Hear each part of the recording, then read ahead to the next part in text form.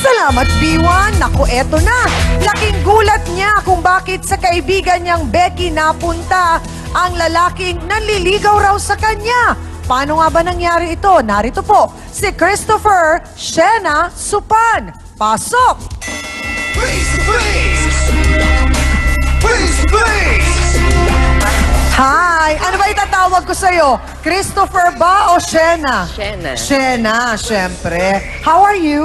Fine. Oh, bakit balita ko'y naagawan ka? Lagi. Bakit? Ewan ko, ano meron ako na lagi niyang gusto? Lahat ng sa akin gusto niya. No. Ilang beses ka nang naagawan? Tatlo. So dun sa 3 beses na naagawan ka, ang pinag-uusapan natin to, isang tao lang ang nang-agaw sa'yo? Sino itong nang-aagaw sa'yo? Si Vanessa. So, bakit sa palagay mo, inagawan ka niya nung unang beses? Paano nangyari? Kwento mo sa Kasi amin. yung una, gusto niya rin yung gay eh. Okay. Sinabi niya sa akin, pero gusto ng gay ako. Okay.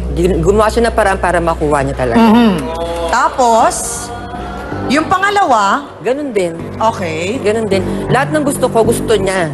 Gano'n na ba kayo katagal na magkakilala nitong kaibigan 10 mo to? years. So, paano nangyaring nawala yung respetuhan bilang magkaibigan? Sinisiraan niya ako. Sinisiraan ka. Sa guy. Tapos, Tapos yun, paulit-ulit na lang ginagawa yun eh, sa akin. hindi kaya, ito, diretsa ang tanong, Shena, sa'yo ang problema? Wala sa akin ang problema, sa kanya. Hindi kaya tatapatin na kita? Kulang ang budget at mas malaki ang budget kay Vanessa. Di ba ganun na tayo? Yun naman talaga ang usapin.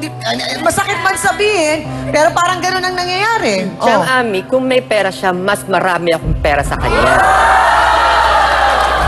So yung second agawan, gaano na kayo katagal nung boyfriend mo nung inagaw naman nung Vanessa? 1 month, ganun. 1 month. Baka naman din, kung hindi po pera ang problema, baka naman mas maasikaso si Vanessa kaysa sa'yo. Busy. Workaholic kasi ako. Masyado akong busy sa work. Okay. So dun sa pangatlo, gaano na kayo katagal nung boyfriend mo nung naagaw naman nung Vanessa? 2 months. 2 months. Okay.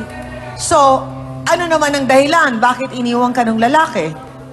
Kaya Vanessa din. Siya din. Siguro pinakitaan niya ng pera agad. Pera! Kung tatanungin kita, sino bang mas maganda, ikaw o si Vanessa? Tignan lang natin. Tignan na lang natin. Sino tong pangatlong lalaking ito? Sino yon? Si Rex. Si Rex. Saan mo nakilala si Rex? Friend. Oh!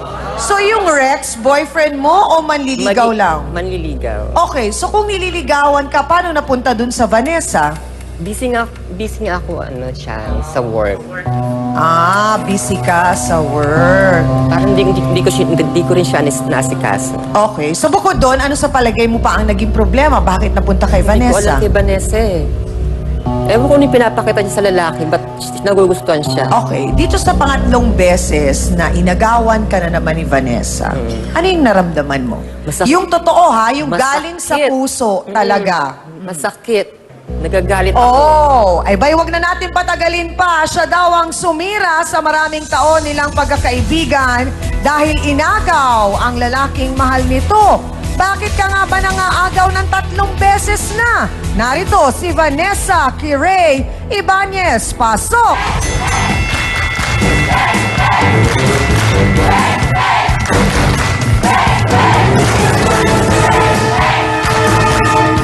Ay, Vanessa! Bukano. 10 taon na daw kayong magkaibigan ni Shena. Abay, sa mga nakakakilala kay Vanessa, familiar ka, stand-up comedian ka, di ba? Nakikita kita noon sa TV. So baka ang sinasabi, mas marami kang pera, kaya sa'yo napupunta ang boylet. Actually, Siyang Ami, insecure lang siya sa akin. Hindi ako na-insecure sa'yo. Alam mo yan. So paano nangyaring nanliligaw sa kanya, sa'yo napunta? Yung ex mo ang nag-ano sa akin, hindi ako. Oh.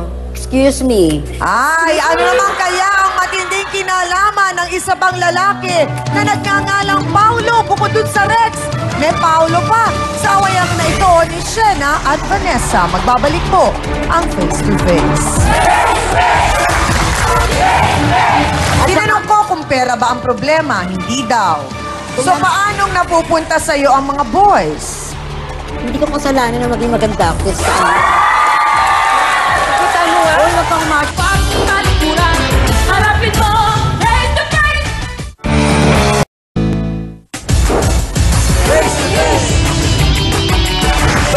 Abay, bukod pa pala dun sa Rex, may sinasabi pang Paulo na inagaw mo at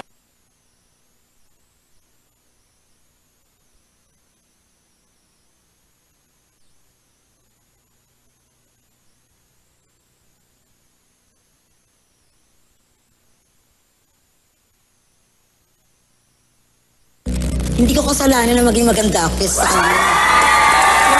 Kita mo nga. Huwag kang kasi baka mapagmahal ka. Mapagmahal ka? Totoo yan siyang Maasikaso ka ba? Yes. Kaya ganon. Pero bakit naman hindi mo nire-respect yung friendship nyo? Masama ang ugali kasi niya. Paano masama ang ugali? Hindi siya marunong magbigay sa ano niya, kahit anong klaseng hinihingi. Kahit konting bagay na dapat niyang ibigay, kahit konting ano lang, hindi niya Paano kaya ba ibigay. magmahal si Vanessa? Pag ako naman nagmahal, hindi na kailangan sa akin magsalita eh. Oo. Ako na ang pusang magbibigay. Kung kaya ko. Maasikaso ka ba? O, paano ka mag-alaga sa mga jowa mo? Sa mga jowa talaga. Dami, nakailang jowa ka na ba? Sa bilang mo. Nagbibilang, gano'n ha? Nakakailan na, dali! Mga ano? 8. 8. Sa 8 na yon, ilan yung masasabi mong talagang minahal ka at minahal ka din? 5. 5! Uy, hindi ko Okay. nakakita. So dun sa 3 lalaki, ano yung common na sinasabi nila na masamang ugali ni Shena? Kuripot. Ano pa? Ano siya, mapagpabaya. Oo. Hindi siya maalaga. So bakit hindi mo na lang iwasan yung mga lalaking yon at iba na lang? Siyang ani. Tama yun. Makinig ka. Kaya tumigil ka. Makinig ka. Wala na Pinapaluan kayo ka. ng boyfriend mo, siya ang lumalapit sa akin. Kayo ng boyfriend mo, siya ang lumalapit sa Oo. akin. Ano Hindi ginawa ako. mo? Inagaw mo pa rin. Vanessa, hindi mo ba Wala na naisip kayo, na baka tinanong ko. sa isang punto, sinasadya lang ng mga lalaki yon para mag-away kayong dalawa? Or para mapakinabangan kayong dalawa? In a way, baka. Hindi ko rin alam, pero Sa tingin mo ba yung 3 inagaw mo sa kanya, masakit man pakinggan, naging seryoso sila sa'yo? yung isa, Mm. naging seryoso, pero yung dalawa, Gaano kayo katagal? umabot lang kami ng mga 3 months. Seryoso na yon? Parang tumaas ang kilay ni Hans. 3 months? Seryoso na yon? Sino yon? Si Paolo. Si Paulo. Tapos, bakit kayo nag-break? Nalaman ko rin na after ng na ibibigay ko sa kanya, may nang bababae pa siya, sa babakla pa. Pero wala akong magagawa. Yan ang reality. Ano pinakamatagal na relasyon mo? Gaano katagal? Ngayon, 3 years. Meron namang 3 years.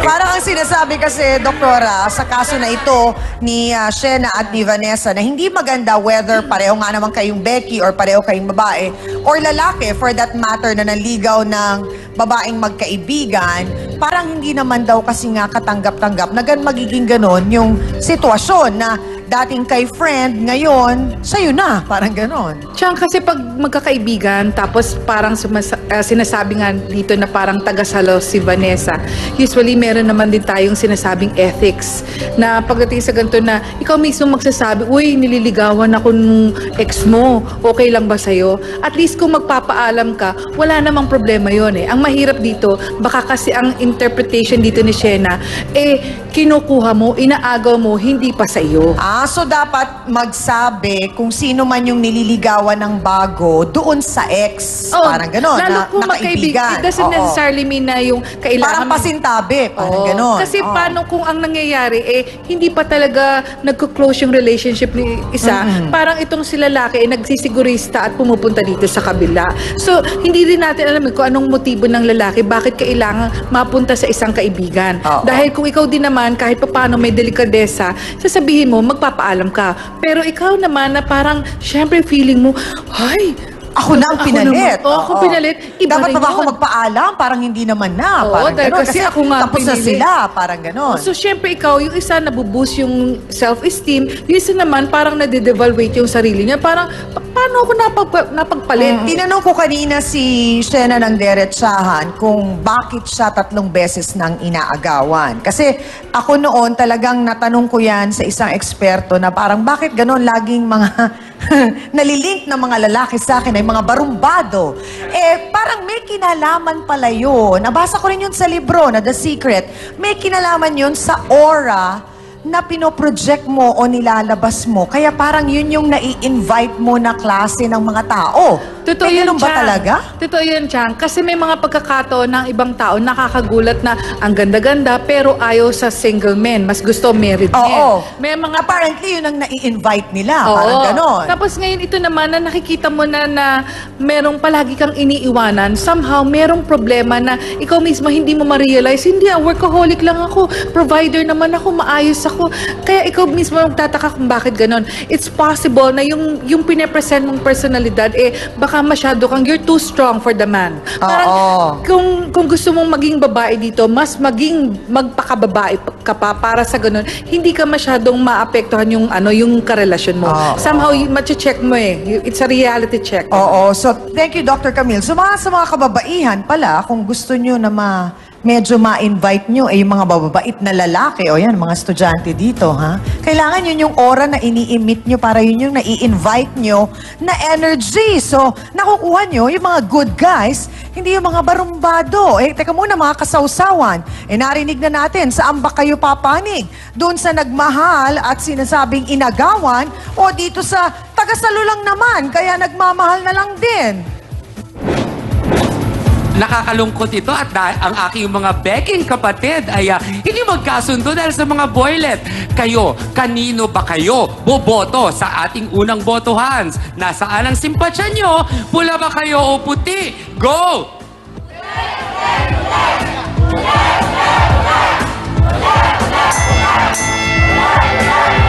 Abat siyang! Hating-hati ang ating mga sausawero at sausawera. Mukhang may mga naniniwalang talagang inaagawan itong si Vanessa, itong si Shena.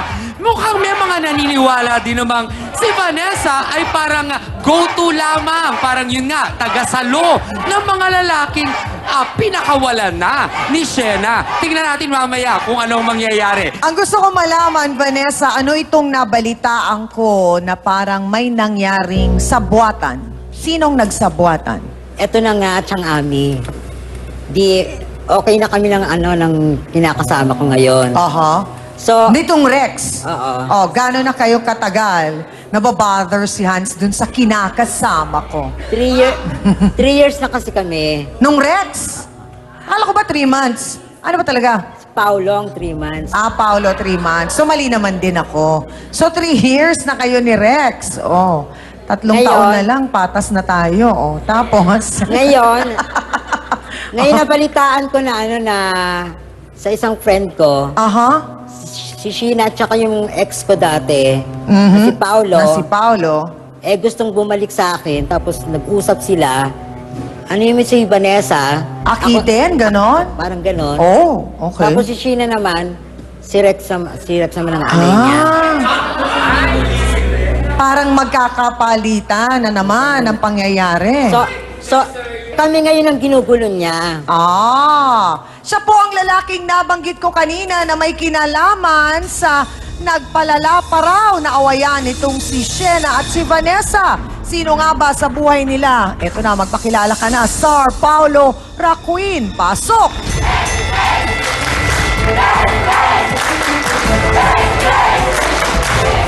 Paolo, diretsa ang tanong. nakakatotoo na gusto mo makipagbalikan kay Vanessa at anong kinalaman mo sa away nila? Totoo po yun. Bakit gusto mo makipagbalikan? Kasi nga, kinausap siya ni Sheena. Bakit ka ba nakipaghiwalay kay Vanessa? Siya po nakipag-ilay. Oh! Ano kaya magiging reaksyon ng present boyfriend itong si Vanessa kapag nalaman niya ang umi-eksena pa pala itong si X from the past by Ray Parker. Ngayong meron na siyang jowa. Magbabalik po ang Face to Face! Shena, tapos kay Vanessa ka napunta? Wala po sa amin, hindi ako naligo dyan. Oh! Barkada lang po Hindi naman pala nanligaw! Facebook sausawa na mga kapatid. Riza Lent...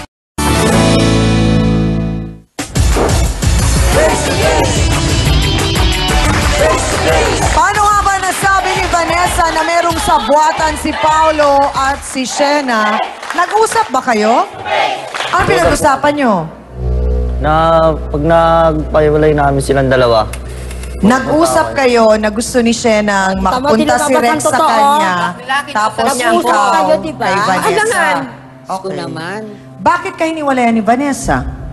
sa babae rin po. Ah, ng babae ka. O, eh kahit sino naman din mang babae, hihiwalayan din talaga. Bakit? Gusto mo may babae, may Vanessa? 2 times a lady. Ganon, gusto mo? Kailangan, hindi po kasi. Kailangan? Saan kailangan? Hindi po may iwasan yun eh, na babae mahal. Aha. So bakit nag-Vanessa ka pa kung babae naman din? O tapos ngayon gusto mo siyang balikan, wala na yung babae. Diretsa ang tanong, pagmamahal ba ni Vanessa o pera ni Vanessa ang kailangan mo, Paolo? Masakit mang isipin. Parehas po. Parehas. Bakit parang ayaw niyo naman maniwala mga kasausawan? Kayo naman. Magkano binibigay sa'yo ni Vanessa? Minsan po 5-1. Pinanginom lang po namin. Pinangiinom niyo lang ang hinihingi mo. Paulo, may Alam niyo nakapagsabi naman naman po po, may nakapagsabi na ba sa'yo na ang lalaki kailangan nagtatrabaho, nagbabanat ng buto? Ah. Sa laki mong yan, pwede kang magtrabaho, iho. Bakit ka aasa kay Vanessa? Nasanay na rin po kasi ako. Nasanay saan? Sinanay po niya ako. Kaya naiinggit ka kay Rex. Bakit ka naiinggit kay Rex? Lahat po kasi nabibigay niya. Lahat binibigay ni Vanessa. Ano yung Kaya- lahat-lahat na yun? Yan nga po yun ang motor eh. Kinuntsaba nga kasi yan ni Sheena. Tahimik ka dyan, bakla. So, nag-usap nga kayo, di ba? Alangan. Oo. So, ang tanong, pag wala bang pera si Vanessa, mahal mo siya? Opo. Nakasikaso naman po kasi eh. Attorney Ben, hindi po ito ang unang pagkakataon na nagkaroon tayo ng issue tungkol sa mga kalalakihan na sad to say ay nananamantala po sa kahinaan ng mga kapatid nating Becky. Wala pa ho bang batas para sa kanila naman ding proteksyon para doon sa mga lalaking umaasa ng bigay na pera, bigay na kung ano-ano pa bukod sa pagmamahal, parang nasasamantala na rin naman ang kahinaan itong si Vanessa po. Wala pang special law tungkol dyan na para maging aplikable sa kalagayan ng ating mga kapatid na Becky at Ami. Subalit pwede lang gamitin yung other deceits o yung Article 318 ng ating revised penal code upang sampahan ng kasong kriminal ang mga lalaking nagsasamantala sa kalagayan nila, Ami. Salamat po, Attorney Ben. Dr. Camille, ito lang pong sitwasyon ni Paolo na parang nalulungkot ako na sa murang edad niya, para bang inaasa na lang niya yung kanyang pang-araw-araw na pangkabuhayan at pangangailangan sa mga Becky na parang ang masakit man isipin, masakit man pakinggan, ay parang nawalan na siya ng motibasyon na magtrabaho o magsumika. Kaya tuloy parang naiinggit siya dun sa Rex kasi yung Rex, 3 taon na, parang well-provided, parang ganon. Kasi once na ang nangyari at an early age na 16 or 17 na provide ng ibang tao, ang tendency, yung pagiging dependent na yun, nagiging part ng personality mo, na nagiging pangit. Actually, negative ang dating, di ba, Chang? At saka ang nakakalungkot kasi parang nagiging first priority na ng mga kabataan ngayon ay hindi na yung kanilang edukasyon o yung matuto sila sa buhay, kung hindi yung sa mga material na bagay na kung anong meron dapat sila at kinaiingitan nila dahil sila ay wala at yung kaibigan nila ay meron. Parang ganon. Totoo yun, Chang. Kaya siguro mas dapat i-inculcate sa mga kabataan na yung mga values na dapat nating pahalagahan. Dahil kasi pag naintindihan natin na dapat magsumikap tayo, mas maiintindihan nyo na dun kayo magiging successful. Walang nagiging successful na umaasa lang. Kasi ang iniisip na iba, porke meron, eto na, successful na ako kasi meron na ako. Hindi dun nagtatapos ang ang ambisyon. Ang dapat patuloy yan kasi wala ka bang iisipin na magpapamilya ka? Wala ka bang iisipin na paano ka pagtanda, dependent ka pa rin. And in general, ang nakakatakot dito, marami sa mga kabataan ngayon, hindi nila iniisip yung mas malaking epekto nung kanilang gagawin sa ngayon, dun sa pangmatagalan na epekto nito sa buhay nila. Kasi like today, it's very alarming na parang ang nagkakaroon ng HIV ay nasa 200 plus na sa Pilipinas at ang mga edad na ito ay mula 14 hanggang mga 26. Totoo yun, Chang. Yun pa nga yung nagiging problema natin na hindi tayo nagiging conscious na ang iniisip lang natin. Dati iniisip natin yung HIV sa ibang bansa lang nagkakasakit noon at hindi aabot sa Pilipinas. Abay ngayon, very alarming na nasa Pilipinas na at 200 na. At baka nga Plus. mas sobra pa doon dahil merong At ito unreported. ay more on mga lalaki na nagkakaroon ng relationship with the same sex, kapwa lalaki nila, at higit sa lahat din, ay ito yung mga edad na medyo mapupusok nga sila, adventurous, yung mga ganun lang, hindi nila naiisip na meron itong long-term effect. Actually, pag sinabi mong HIV positive ka, ibig sabihin affected ka na nung sakit na yon. Pero once na humina ang iyong immune system. Ibig sabihin, magkaroon ka lang ng simpleng ubo, maaring ito magtutuloy-tuloy dahil kasi humina nga yung sistema mo, kulang sa nutrition, wala ka nang nakukuha sa mga ibang mga kinakasama mo, ang tendency, yan, mag-uumpisa na yan na akala mo simple pneumonia. At ito po talaga, saan nakukuha ang sakit na ito, doktora? Karaniwan, kung sasabihin mo na ang kalalakihan ay nagkakaroon ng ganitong klaseng sakit, ito yung mga sabihin na nating mga explicit na relationship nila sa mga kapwa nila lalaki at ito ay natransmit na kung minsan hindi nila nalalaman na sila ay talagang nagiging carrier tapos nalilipat sa babae. So pag nagkaroon ka na ng karelasyon na Becky tapos lipat ka sa babae, lipat ka na naman dito, kung minsan ang tenure nito magugulat ka na lang after 5 years mo pa malalaman tapos hindi mo alam kung kanino nakuha. Tapos hindi mo tuloy alam baka ikaw na yung carrier dahil kasi malakas ka noon, bata ka pa, tapos 30 anyos ka na, nagulat ka na, naku, ilan yung nahawahan mo, ilan yung kinasama mo for the past 10 years, paano kung higit 20? Dahil lahat, meron ka ng 20 kagad na career din. At yun ang hindi ko maintindihan din, bakit ang mga kabataan, hindi nyo naiisip yun, wala lang, hindi kayo natatakot doon? Hindi ka natatakot doon?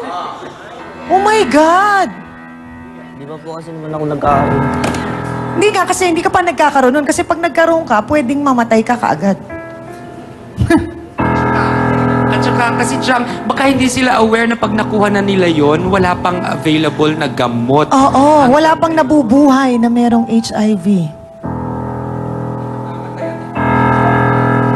Sigurado akong gusto na po ninyong makita ang lalaking nanligaw kay Shena noon at ngayon ay boyfriend na nga ni Vanessa. Narito po si Rex Angelo. Pasok!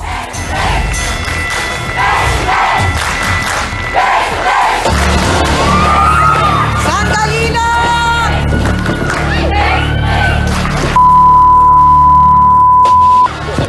Bakit ka naman nanunugod at bakit galit ka pa?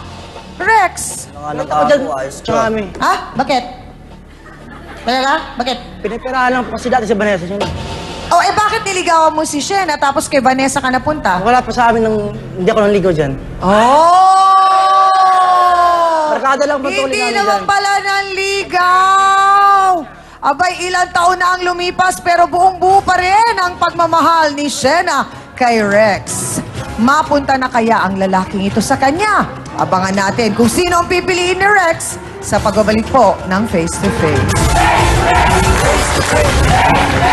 Ano? O may sinasabi sila? May request sila.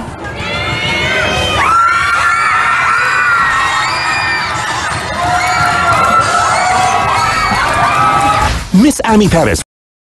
And now back to Face dito sa TV5.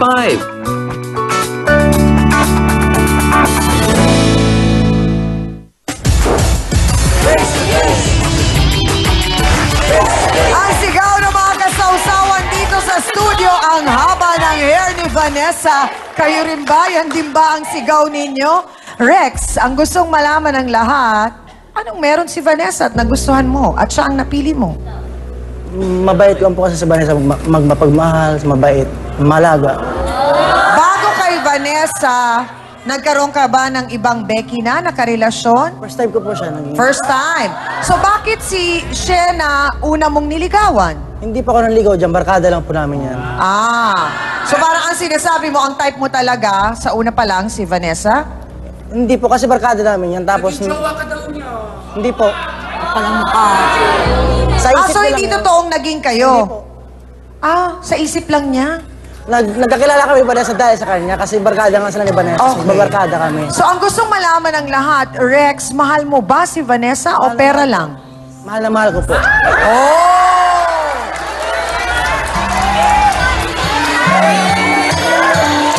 So bakit ka nagagalit kay Paolo ngayon?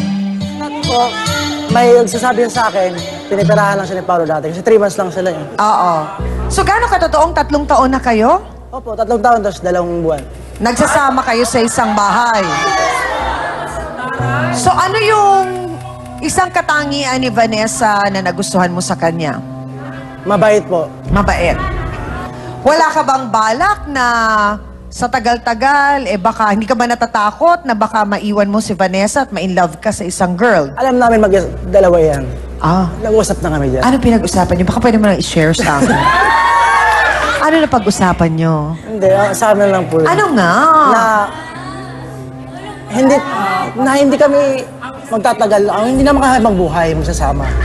So parang hinahanda mo na si Vanessa na hindi ito panghabang buhay. Bakit mo siya hinanda doon? Hindi kasi alam naman nating lahat na hindi pwede magsamang lalaki sa lalaki, di ba? Oo. Gaano katotoo na kapag may mga nagbibiro kay Vanessa o parang nilalait siya, pinagtatanggol mo siya lagi? Opo, Bakit? kahit doon sa trabaho niya, comedy bar, nagagalit ako sa kanya, papaapi siya eh. Pag may umaapi sa kanya, bakit? No, naiyak naman daw si Vanessa. Bakit? Ganun mo siya kamahal. Kasi nagtatrabaho si Vanessa sa comedy bar bilang singer, minsan nag-host ka doon, di ba? So pag merong umaapi sa kanya, nagagalit siya. Hindi kasi niya alam na yung trabaho namin na pwede kami nga... Parang pwede yung lait-laitin, ganon. Tapos siyempre, parang nagaganti sila, ganon. Oo. Tapos, So, na-hurt si Rex. Oo, parang ganon. Hindi ko kaya! Alam mo ba din, Rex, na inggit si Paolo sa'yo? Kasi parang 3 taon nang maayos ang buhay mo kasama si Vanessa. Hindi naman sa magandang buhay namin kasi syempre kasi hindi naman may iwasan natin. Nagtatrabaho ka ba? Opo, pares pa ako nagtatrabaho. Okay. So, hindi ka umaasa kay Vanessa. Kaya yun ang Anong sinasabi trabaho ko, mo? Factory po. Oh. Kaya di ko sinasabi sa kanya na pera lang habol ko sa kanya. Yun. Diba? Para kasing lumalabas, Paolo, pag sa'yo, nga. So kung tatanungin kita ngayon, Vanessa, bilang ikaw ay isang singer, ano ang kanta na pwede mong sabihin, pwedeng team song ninyo? Ni Paolo muna. Si Paolo, anong kanta nyo? Anong kanta mo? Kay Paolo? Luha. Luha! Ng AGs ba yun? O si Rex, anong kanta mo sa kanya? Anong team song mo kay Rex? Only love.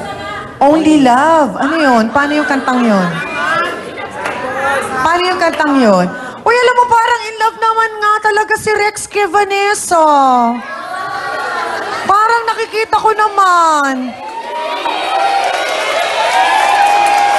Pero hindi ko alam kung ikatutuwa ko ba yun, Rex, na sinabi mo kay Vanessa na hindi kayo panghabang buhay. Anong reaction mo nung sinabi niya yun? Hindi, ako na rin mismo. Tinanggap mo lang? Hindi, ako rin mismo sa kanya nagsabi na ano yan.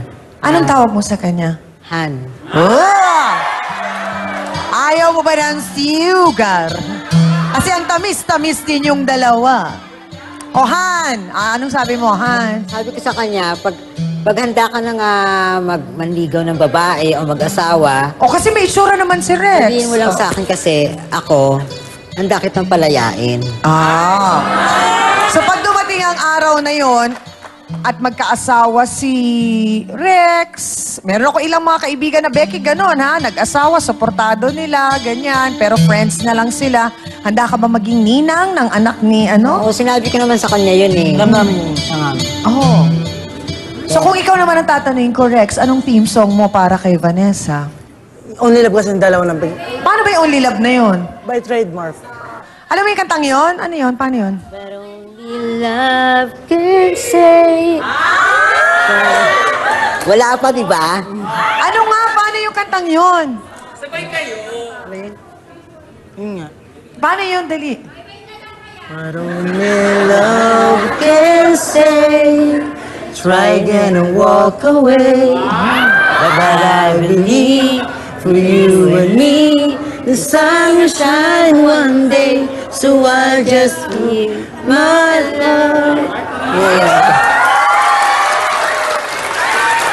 Ang cute-cute niyong tignan, ang tamis-tamis niyong tignan habang sila dito ang pakla ng mga mukha. Ay, nako. Diyan kami. Ang tanong, Rex, gaano ka ba ka-faithful kay Vanessa? Kasi napaso na si Vanessa dito kay Paolo, pinagpalit sa babae. Baka naman biglang isang araw, mahulog na lang kami sa kinauupuan namin, may babae ka na. Faithfully talaga. Oh! Abay, sabi nga nila, love is all that matters, ika nga. At sa punto pong ito, aanyayahan natin ang ating trio tagapayo na makausap ng face-to-face ang ating mga bisita para na rin siguro maayos ang pagkakaibigan ni Shena at Vanessa at matanggap na rin ng mga nasa puti na talagang time to move on at tanggapin na masayang nagsasama si Vanessa at si Rex. Paano mo na-overcome yung wala kang inferiority sa itsura mo, yung gano'n, hindi ka nagkaroon ng problema? Parang simula nung namatay papa ko. Parang, syempre wala na mag-anak buhay sa amin. Ako na yung Ikaw talaga naghanap buhay para sa ilan sa mga kapatid mo rin. Ilan taon ka na ba? 40. 40. Siya ang naghahanap buhay sa kanila. Binigyan mo ng halaga ang pamilya mo. Kaya bigyan mo rin ng halaga ang pagiging magkaibigan. Di ba? Kamusta po, Attorney Ben, ang naging counseling natin sa ating mga bisita ngayong umaga? Ang aking natutukan na panig, Tiangami, ay itong panig ng puti sa kalagayan ni Shena at saka ni Paolo. At sila naman ay pagkatapos na marinig lalong-lalo na ni Paolo na siya dapat bilang isang lalaki at sa kanyang edad na ito ay kinakailangan magsikap siya upang mabuhay para sa kanyang sarili. Kaya't kung totoo na ikaw ay mag-aaral, kung totoo na ikaw ay magsisikap, siguro ay magiging saludo ako sa iyo at huwag mong sayangin ang iyong kabataan. Yun lamang. Nung nagkausap kami ni Vanessa, tinanong ko sa kanya, gaano ka nakatagal nagtatrabaho? At the age of 40 at 17 siya na nag-uumpisa ng kumayod. Dahil sa kadahilanang namatay ang kanyang ama, dahil siya pa yung eldest, so lahat siya. siya yung naging breadwinner, tinulungan niya lahat ng kanyang mga kapatid at binigay niya kahit papaano ng kung ano yung magiging pagkakakitaan. So sabi niya, sa mga relasyon po, ngayon pa lang ako talagang nag-uumpisa. Siguro, yun ang dapat nating matutunan dito kay Vanessa eh. Yung kakayahan ng isang tao na gumagawa siya ng ikakaayos ng pamilya niya, ikakabuti niya bilang isang tao, wala siyang tinatapakan. Tapos eto na at nagsimulang magmahal na siya, lalapit ng kusa na magugulat kayo, ay, paano nagawa na gano'n na may magmamahal sa isang tao na katulad ni Vanessa? Akala nila gano'n. Hindi nyo alam na dahil sa ginagawa niyang kagandahang loob before, maaring ito na yung blessing na tinatanggap niya na because of the fact na maayos siya, mabuti siya, meron siyang inayos niya ang kanyang pamilya, ito na yung kanyang kumbaga sana fruit of labor. Yun lang.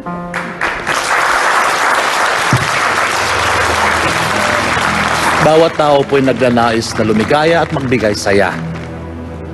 Ang tanong dyan, kung papaano. Ikaw, Vanessa, ay nagbigay ka ng saya sa comedy bar, saan-saan. Ngunit hindi hanggang doon ka nagbigay ng saya. Ang pagbibigay ligaya at tuwa sa mga tao, hindi hanggang doon lang sa comedy bar. Dinala mo ito sa labas. So ang payo ko sa iyo, laging maging masaya at laging maging masunurin sa kalooban ng Diyos. Yan ang magbibigay saya sa iyo at sa lahat mga taong nakakasalamuha mo. Salamat po.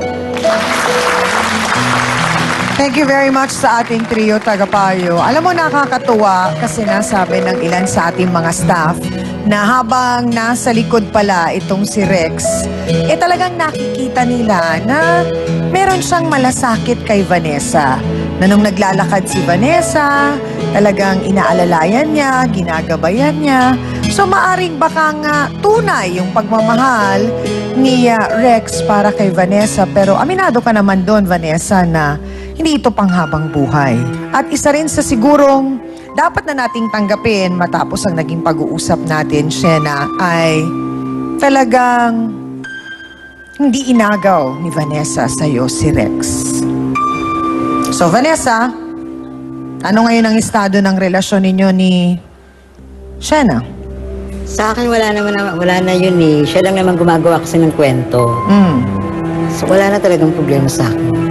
Pero handa ko naman siyang patawarin. Sa akin naman, Chang, best friend ko siya eh. Mahal na mahal ko yan. Kaya lang talaga kung paano ako magalit.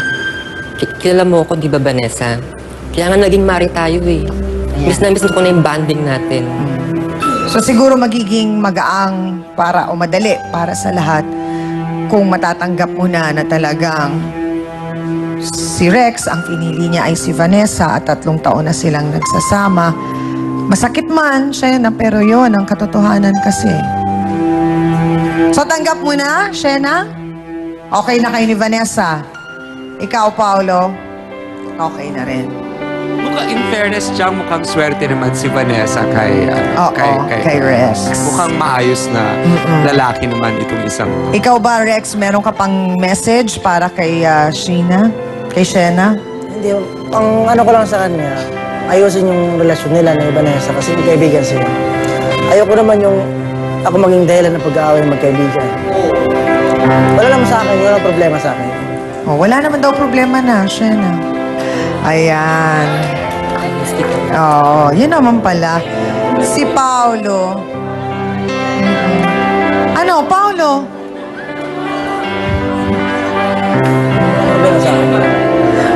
Makukurot kita sa singit itong batang to eh. So, ha? Oo, talagang nakahawak si Vanessa sa hika. May message ka ba? O, quiet na. Ito na inaantay natin. Ano bang message mo para kay Vanessa? Han. Ang ano ko lang sa kanya, basta... Ano tawag mo? Ang ano ko lang sa asawa ko.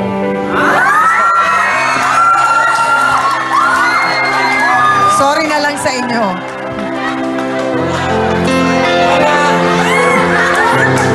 Gusto magwala ni Hanso.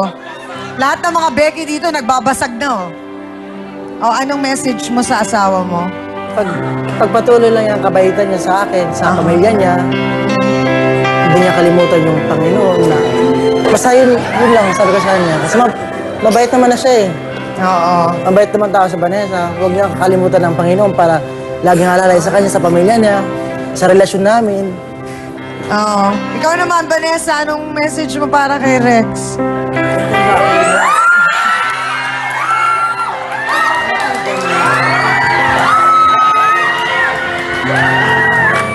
Oh, magunos dili ang mga Becky dito. Bitawan niyo yung mga silya na hawak niyo. Oh.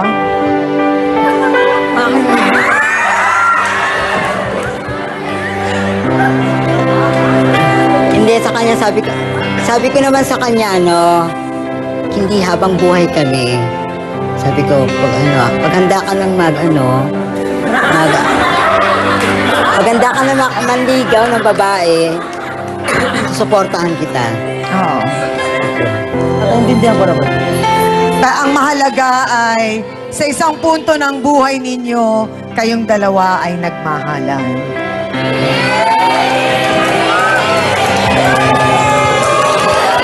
Ano? Ano? O may sinasabi sila? May request sila.